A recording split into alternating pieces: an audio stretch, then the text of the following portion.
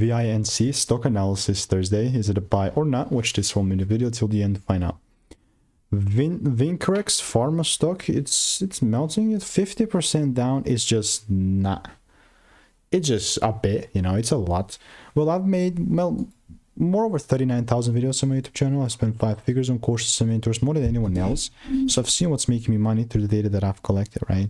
And generally speaking, VINC, it's just not looking good. I mean, I know people like to say it's looking good, but it's not really. I mean, just melted, you know, 50% down. It's not small. So what is the likelihood that this thing just keeps melting down? Well, I'm going to give you my 2 cents. Well, I've done 39,000 videos. Most of the time, it just keeps melting. I'm not trying to be that guy or the pessimist, but it's just the truth. So let me know what is your opinion on VINC. If you want to make more money trading in a simple and lean way, click the first link in the description. That's free newsletter. But if no rules are met, why the heck would I try and force sales? I won't. So see you in the next one.